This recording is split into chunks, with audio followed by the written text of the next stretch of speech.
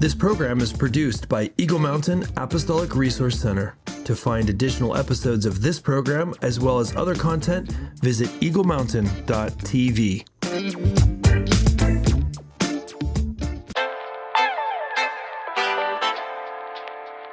This program is about stewarding the word God has given. It's about putting apostolic feet to prophetic hope. It's our mission to purposefully equip the world to transform their regions with God's love. We want to create an atmosphere of divine influence to the nations by walking in the power of His Holy Spirit with the faith that shapes the future. Welcome to Inside the Ark. Hey everyone, welcome to Inside the Ark. My name is Chris. I'm here with Bobby, Becky, and Prudence.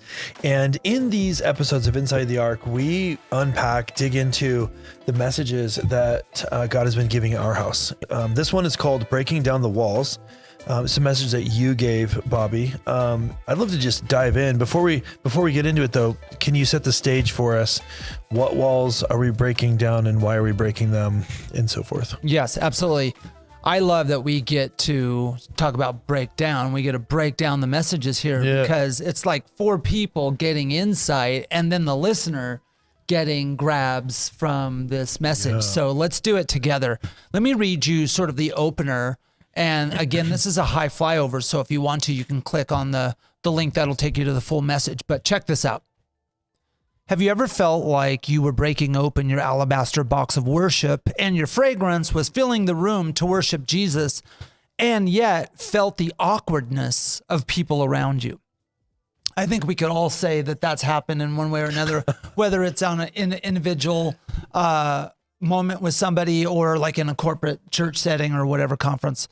Have you ever felt like you wanted to break open your heart of worship to Jesus, but couldn't get past the thought of what others might think? Yeah, definitely felt that way. Absolutely. Yes. Right? Interjects. Yes, I have. Yes. I think that, we all can do that. And then you find out there was one time, I'll just tell on me. I didn't go to church much as a little kid, but there was one time that I do remember that I went and, I was in the front row for some reason. My mom was going to make sure we were making up for all the time that we weren't there. Because you're right on the front, right on the front. And this was a large church. And I remember bending down and putting my head between my legs and looking at all the pairs of shoes and the different kinds of shoes. And this congregation was probably 600 people. Okay. And then I thought there was a few to myself, see. As a brilliant young man, I'm like, I'm going to match the face to the shoes. And so I looked back and grabbed me somebody that was maybe halfway back in the sea of people. And then I went down to find his shoes. And I was like, no, definitely not red high heels. He's got a mustache. And so I looked and I thought what I found was a match, but I'm like, and then I looked again. I was like, no, I'm only like 4 rows back. He's like 10 rows back.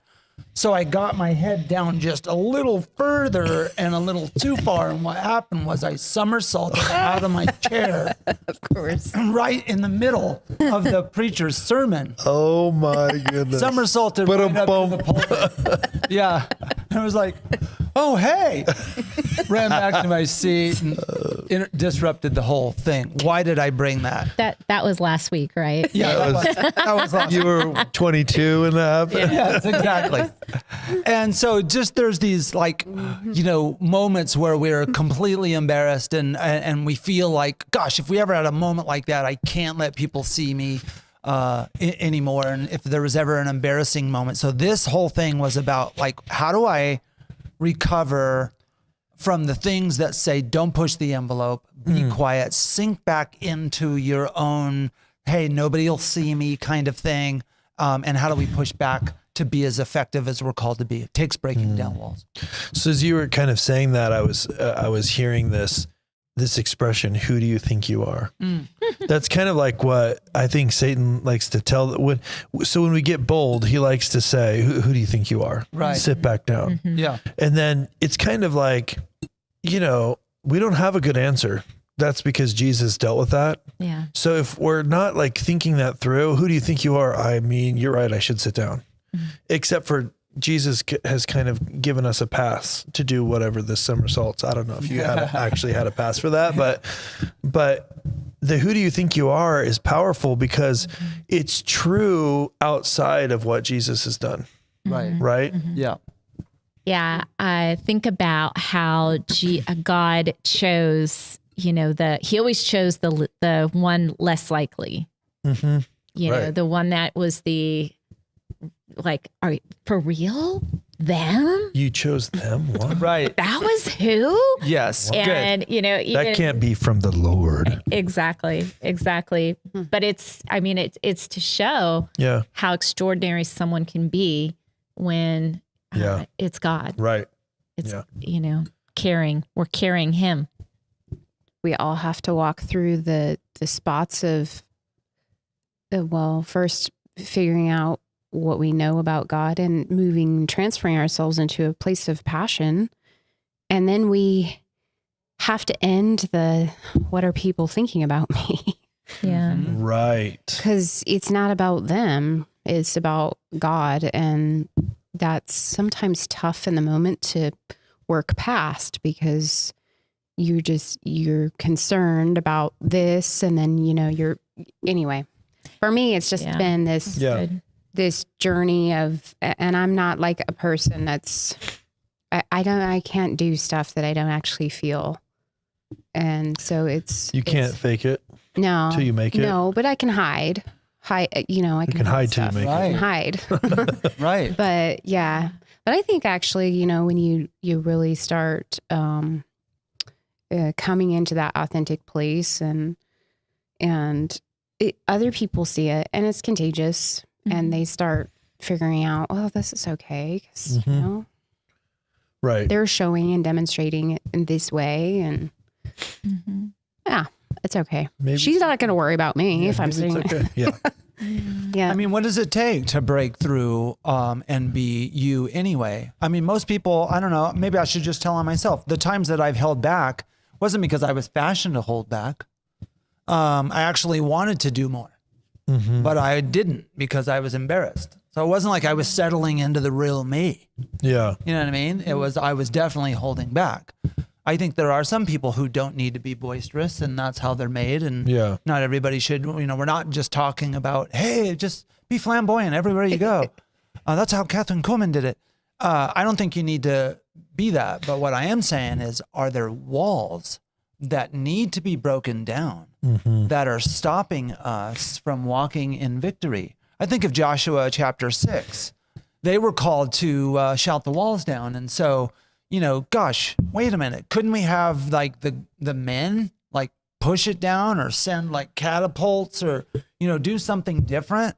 Why does it take a shout? And why not do something that was born out of effort or something we could physically do?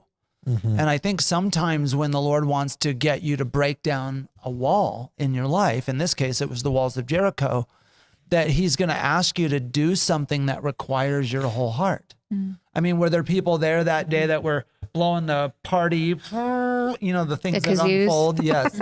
And they were only like halfway. They were just having a bad day. So they're like, when it was time to shout, this isn't working. Let the rest of the people, cover it for them. They didn't have their V8 that day. Yeah. And so, I mean, everybody was involved with all kinds of personal stuff. Yeah.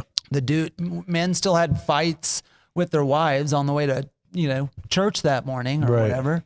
And so like, what do you do if you know that your breakthrough requires you to be passionate about something that maybe your physique or your mental current state doesn't want to go there, but you need to press through and break down the wall? I think that I think it's really important that we don't try to determine whether or not we're getting bold where we're supposed to by evaluating the person next to us, kind of thing, because what could be bold for them might not be for us. And so you run the risk of doing something you shouldn't, or not doing something you should because, well, I guess I'm good, but actually God's called you to something different. We have to have an honest look at ourselves with the Lord to know what he's asking us to do. Yeah. Because it's different than other people. Right. And we're all on different levels of management with that. I think probably really being aware of what we're feeling in this process and pushing through the discomfort of whatever it is that we're feeling. And that's all on individual levels, but you have to push through that. Yeah.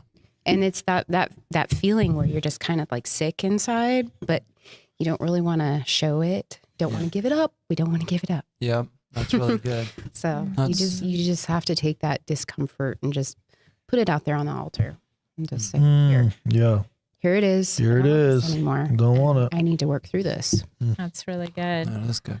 Hagar, consider what Hagar was doing. So here, she's recognizing that her child is not the one, and she's getting kicked out. And she goes like, okay, I'm out of here then. And she flees when she's not supposed to. She flees with her son, and she literally heads toward a city, and that city's name is means wall. Wow. So some of the walls in our lives, she's running toward a wall, and the Lord stops her and says, go back. Turn around. Right. Yeah. So, discerning what walls we're supposed to break down are also important, because we can just be so stubborn. I can be stubborn and just break through, go, I'm determined, I'm going, and I'm going to break through all walls. Yeah. And truly it's not the time to maybe break through all walls. So I think discerning as well. That's good. Oh, what are the things that God is saying? Hey, lean into that, speak that wall down, use the frequency of your voice, the breath that I breathed into you, the spirit breath, to break down that wall that was not supposed to be there. That's so good. Yeah. And it is something with frequency. It's the breath of God. It's the Spirit of God, because it is not, it isn't in our own strength that we can even do this. We're talking about how we have to have the gumption, the health to know what, what we're to break down, but also to know that we can break down. We don't have to shrink back. We don't have to shrink those things, but it is also knowing and recognizing it's God in us. That is, we are exerting out, we are exhaling out to break down that wall. Oh, that's so good. Yeah. That changes what's happening, because now it's not just me against the big old devil or the little whatever. A lot of people right now are going to go, my devil's not big. Hey, when you're in fear, something's big. Right. So let's just be honest there. Yes. But if we could go into those types of moments with God, recognizing He's with us, and it's Him in us that is breaking down that wall. It changes the fear factor. That's so good. Yeah, totally. I think also, a lot of us think that something really giant and big has to happen all at once. Yeah. For us to move through that wall that we need to be going through. Yeah. But that's not always the case. A lot of times it's very tiny decisions that we make that start that process of getting to that place of ultimate breakthrough. So I think that, we don't have to feel like it's going to be some giant, big, scary thing all at once. Let's take some steps forward instead of staying frozen in one spot. Ooh, that's good. Just move a little, keep going a little bit. Yeah. That's so good. Some people will just, barrel through, and that's a part of their journey. Yeah. Well, and wasn't it interesting? Like when the walls of Jericho, let's go back to Joshua 6. What you're talking about was a 6-day process of everyone walking together. Oh, yeah. And having to come on into the same understanding and mindset of we're in this together. Yeah. But I love that because it's so true. And it causes it wasn't, when they talk, they say, okay, well, the priests, there were a certain amount of priests that needed to carry the ark, which carried God's presence at that time. It wasn't just one person having to carry it all Right. themselves. Yeah. That, there is something in praying for one another that gets us in a rhythm of walking and a cadence of walking together, journeying through and praying for one another to have those walls broken down in each other's lives. So Yeah. I love that example. I love the way you're talking about it too, because it wasn't just the priests. It wasn't just the leaders. It wasn't just the army. It wasn't just the low ranking people or the high ranking, like literally the whole crew was Yeah. going around the thing for the whole time. Yeah. Yeah. And I think that, man, way too often we're looking for someone else to like, what are you going to do about it? What are you going to do about it? Like, Yeah. you're going to do Well, something, and I think right? about there was conversation, or did God tell him to be quiet? There was. They needed but- to be quiet for the 6 days. Yeah. Yeah. So that's interesting. Yeah. Isn't it? But Shut your mouth and walk. He's always delivering interesting orders, and you Yes. just follow them, Yeah. and the walls come down. Right. But I think that there, in our process of also breaking down our walls and having each other help us do that with each other in the unity that we are supposed to be living in. There's also a level of accountability that we desperately need. Yeah. And when we hold our stuff so tightly and closed up and hide it, or we think we're hiding it, we don't get that accountability from each other. And part of it could be we don't want accountability, but we need it. Yeah. We need it. Yep. Because we need people to encourage us, and we need people to help us see where we're getting off track a little bit. So it's important to try to be transparent That's good. in it. Based on how God's wired each of us, I think breaking down the walls for some may be being assertive. And you can just tell that this is a moment, a season in your life where you just need to be assertive. And that's breaking down walls. So that's usually breaking down walls of fear, past rejections, all of those things to step out and do something. Other times, breaking down walls for any of us may mean surrender. And it's where your faith shows up as surrender. My faith was never born out of effort. It can't be. And it can't be seen as the same. Faith always has surrender in it. And so maybe that's how you're breaking down walls is I'm breaking down the walls of manufacturing things and making it happen on my own effort. Yeah. And so for you, that's the breaking through into the trust side, which is massive. That's just a bit as big a wall as anything else, as the person who needs to be assertive. So I just felt like to say that. And then also a cool thing is that in Joshua chapter 6, when they were going around the wall, Jericho actually means a place of fragrance. Oh, whoa. I know. And so like A good fragrance or just any kind of fragrance? Yeah, a place of fragrance. It was meant to have beautiful flowers, beautiful. Yeah. I mean, it was Whoa. known to have Yeah. the banks of henna blossoms. I don't know why. It always just seems like, I don't know, it's the flannel graphs or something. Like it's like a dark, Definitely the dirty, flannel bad place. Right, Yeah. exactly. Yeah. Wasn't Yeah. any That's flowers really in the interesting. Yeah. Okay, sorry. I just, No, that's- my flannel graph picture is like a not good place. Definitely doesn't smell nice there. So how do you break through so that you can come into a place of fragrance where you're pouring out your whole heart, everything that you were designed to carry, like the woman with the alabaster box is pouring out to the Lord?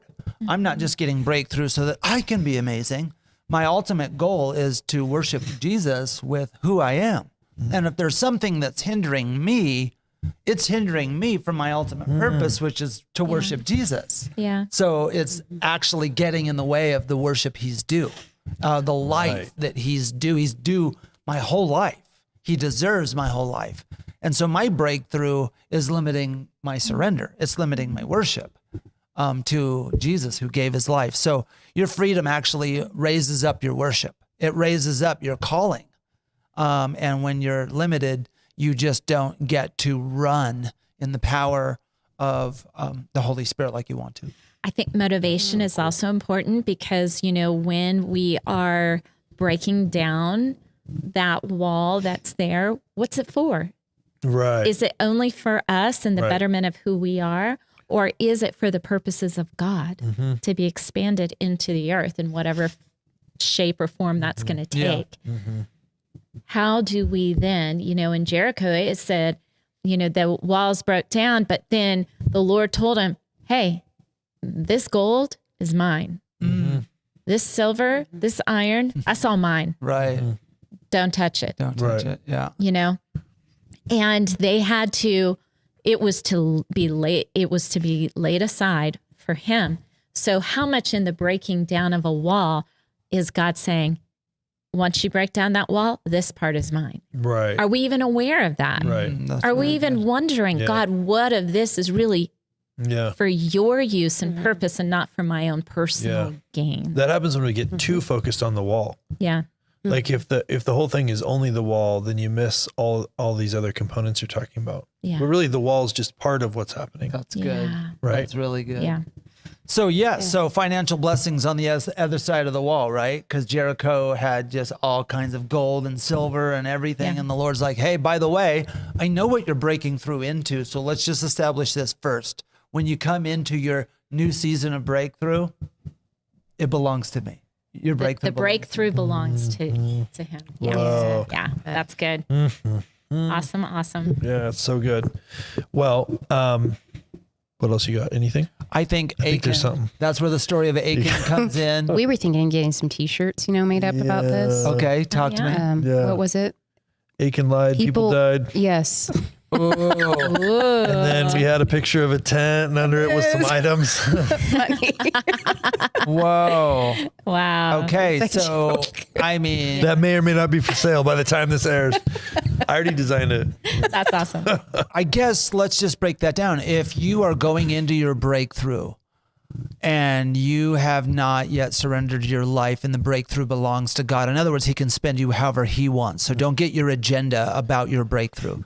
Achan had his agenda still about his breakthrough. So here's the lesson that God's trying to teach us. Hey, make sure your breakthrough is still mostly about me. I'm going to use you for great things. But make sure when you get there, it's not just, all you haters, look at my $50,000 check that I just got in the mail. Right. Your breakthrough just can't be about you. It's got to be about the Lord of the breakthrough. Yeah. And Achan was Achan bad because he made his breakthrough all about him. I think that needs to be said. Yeah. And Achan, in the message, which we're going to have the link to, you actually break down its meaning, the serpent or the one who troubles you. So, the name, his name. His name. Wow. His name means that. Yeah. Yeah.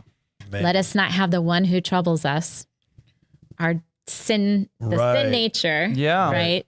This is definitely something that all of us should be asking ourselves all the time is, do I have stuff hidden Yeah. that shouldn't be? What do I need to get out from under my tent? Yes. What do I need to take out underneath? And how is this hurting other people? Right. Because this was hurting Yeah. Everyone. Yeah. Yeah. And he had no clue. Right. But this is, it's important for us to know that when we've got the stuff that shouldn't be there, it's hurting more people than we know. It isn't just us. Good. It is. And God loves us so much that he's going to reveal whatever that is so that we can get it out. Yeah. If we're not aware of it, then how do we become aware of it? Well, he's going to bring stuff up. It's crazy that we think that these hidden things are just, it's my problem. Yeah. No, it's not. Yeah. It's a big problem for everyone. It's not just you. Yeah. Now, Achan was Achan before he got this crafty idea. I mean, he was amongst the people. He was shouting the walls down with the rest of the people. Right. Yeah. And just a few days prior or whatever. And so That's good. often that's what the Lord's doing in us. He's like, oh no, I have this breakthrough for you. Your walls are definitely coming down. And what I'm doing is preparing your heart so that when they do come down, you can handle success. I've seen what you've done with warfare and how you've handled your heart in warfare, and I'm so proud of you. But I really want to teach you how to handle success too, so that the Achan doesn't rise up when you actually do get breakthrough, and breakthrough becomes the worst thing that happened to you in 7 years. I want to prepare you so that you can handle breakthrough. Yeah. That's what he's doing in us. Good. Yeah, that's awesome. Yeah. Well, for a long time now, but I do actively ask the Lord to help us steward the things that he has coming for us. How we steward this well, how we not forget where this came from, and to honor and give the glory all back to you when you do open the floodgates of heaven's vaults for us, which I know will happen at some point. But I don't want to forget, because it's easy to slip into that space of, oh, it's all mine. Right. And it's peppered throughout all of my journals, especially with parenting. Really? We forget. A lot of us forget when we get older, our kids are grown, and we forget about all of the stress that it had on us when we had little ones. So I'm like, don't forget. Yeah, you don't want to forget for the future, because you want to be able to speak accurately encouragement to other people that are going through that. And those refining things were part of the story that created what you are now. So it's important to, remember that the context of all of those things that happened. That's right. It's all part of the journey of the walls coming down. Yeah, it's so awesome. Well, you guys, this has been awesome. If you are new to these Inside the Ark, you can go to our website, eaglemountain.global, or our app. We have an amazing app that is on both the Apple and the Android store. You can check it out. You can search for Eagle Space Mountain Space Bend. So Eagle Mountain Bend. You can find our app, download it from the app or our website, either one. You can find all the other episodes of this show, as well as other amazing programming, as well as weekend messages and worship sets. And it's a fantastic resource for you guys. That takes some resources to run. So while you're there, if you could click the give button and support what we're doing here, that helps us to get content like this out to the world so that you can enjoy it and learn it and hear what God is giving to this house here. So this has been amazing. Watch the whole message. It's in the show notes. Find it, watch it. It's awesome. And we'll see you guys on the next one. Thank you for listening to this episode of Inside the Ark. We hope that you've been blessed by this program. If you'd like to discover other episodes of Inside the Ark, please visit eaglemountain.global. We'd also love for you to prayerfully consider supporting this and other programs available on Eagle Mountain TV. You can give to this ministry by visiting eaglemountain.global and clicking on the Give tab. We hope to see you in the next episode.